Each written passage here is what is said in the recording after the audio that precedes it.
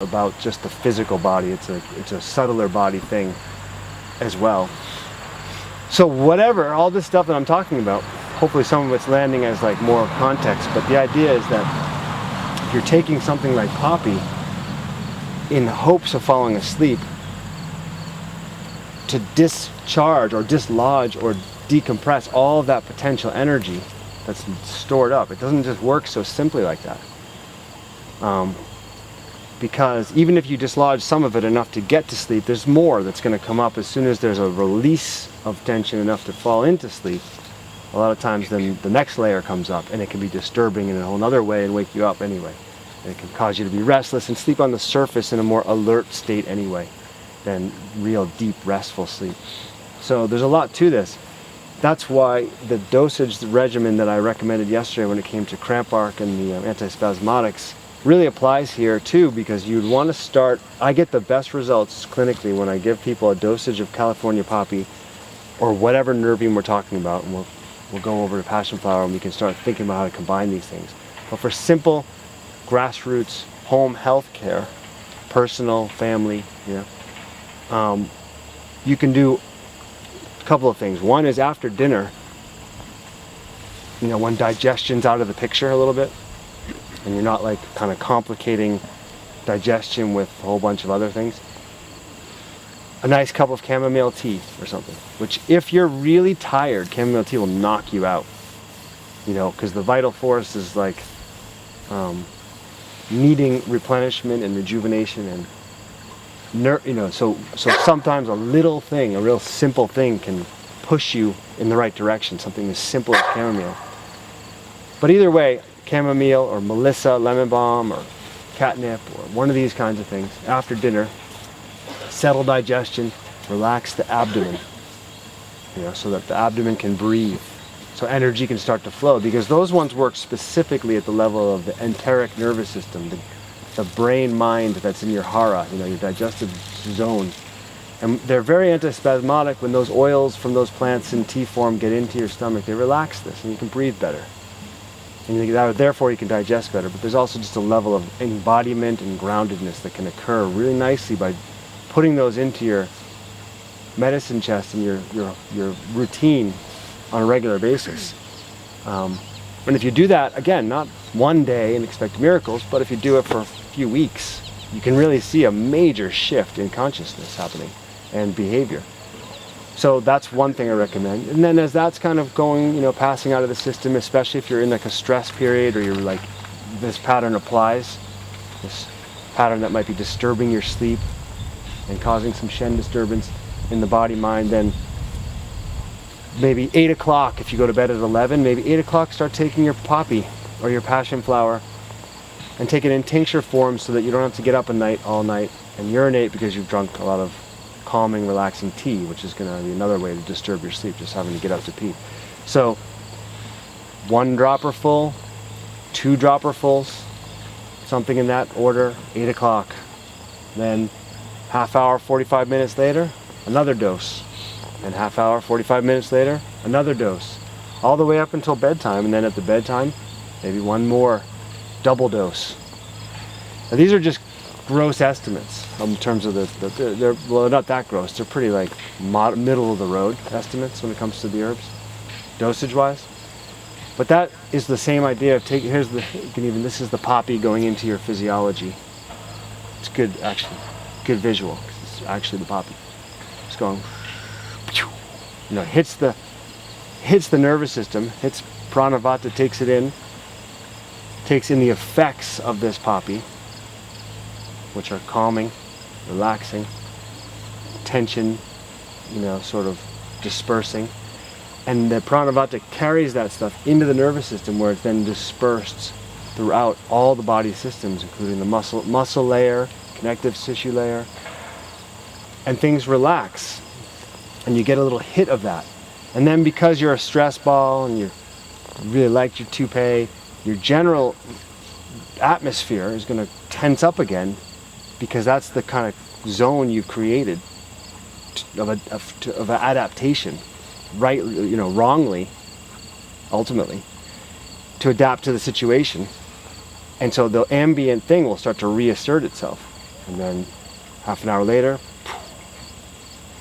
and then, because the solidified sense of self, I got this report, and I don't have time to buy another toupee, you know, comes back, and then another 45 minutes later, and it just kind of keeps happening like that until finally the ambient environment of your sort of nervous system and physiology starts to become unwound. And when you combine this with the oils that he's going to present this afternoon, you know, things like rose or ylang ylang, or, you know, all of these kinds of Shen calming herbs, potentially lavender, these oils can compound the effects. So then you got something going in like this, and then you got something like lavender coming in like this, and then you kind of like, you know, you lie on the floor, you listen to a Taoist meditation CD or something like that, and then you got a whole going like this, and then it's not, you know, you take some oil and you rub your feet for a little while, and then it's just like this, and before you know it, you're all like reformed by all this stuff. So it's, I wouldn't expect, you know, don't expect it to work, you know, like a miracle just because you're taking one tincture or something. You want to start to come at this from many, many angles. So there's behavioral aspects, you know, it's called unwinding. And then unwinding requires that you're willing actually to digest the material that you're storing up. So it's a reversing of the process, which is kind of uncomfortable. There's not a lot of underlying social context for doing that. But that's how it works, you know, you have to experience it. So the idea of using these things, I like to say, I might read you something because I said it better in writing probably, but the idea is that they shouldn't be seen as like buffers against reality. They should be seen, these things, utilize these things as portals to become more intimate with reality. It's a better description of the nervine, of these calming nervines, sort of underlying message or essence. Because I've never seen anyone get anywhere by trying to get away from reality. But that's how we're taught. That's the underlying strategy. Remember I talked about that the other day? I mean, yesterday? Or like 5 minutes ago? Or where are we? Who are you guys? No, we talked about it over there. About the strategies. Well, that's a huge one. I mean, I have thousands of people over the years coming in with prescriptions or addictions to Ambien and all kinds of sleep medications. And different types of pharmaceutical drugs, or it could be work, or sex, or money, or entertainment. There's 1,000,001 fixes to get away from reality in our culture that are like absolutely internalized as a core strategy. And it's not obviously working for us. So if you think of these as just one more of those, you're not only doing this a disservice, but you're also like just adding to the sort of pathology. And so the entire industry that's built around this is all adding to the pathology. Ultimately, it's better than pharmaceutical drugs, but it's not enough, ultimately. It's not exactly what you know what I mean?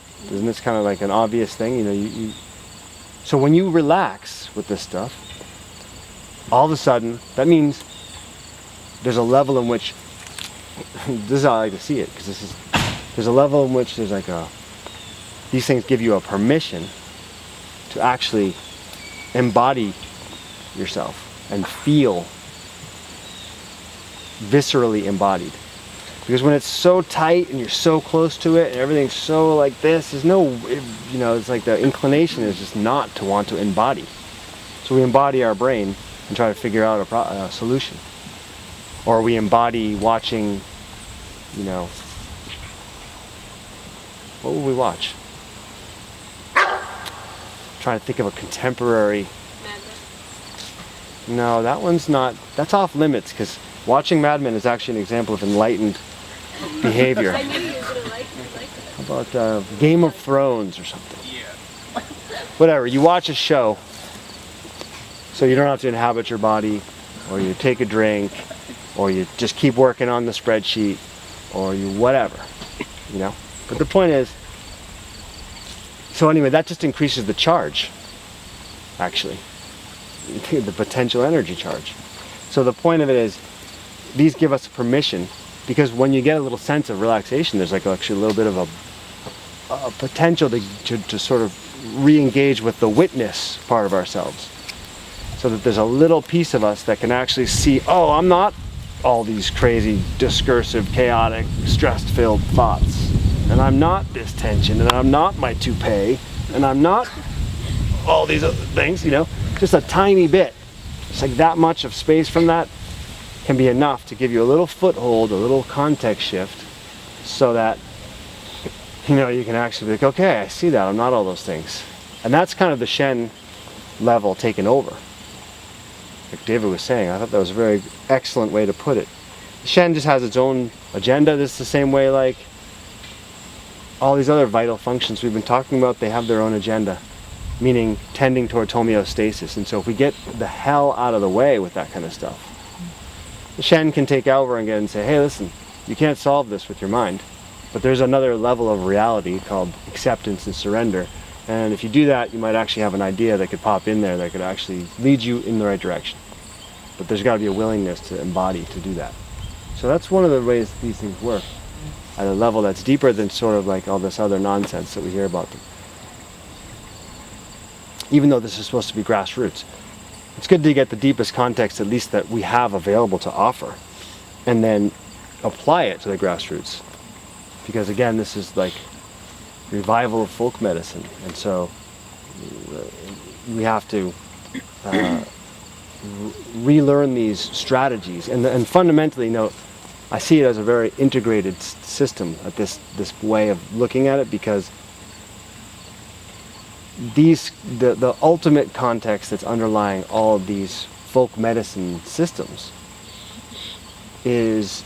was born out of nature, right? So like the idea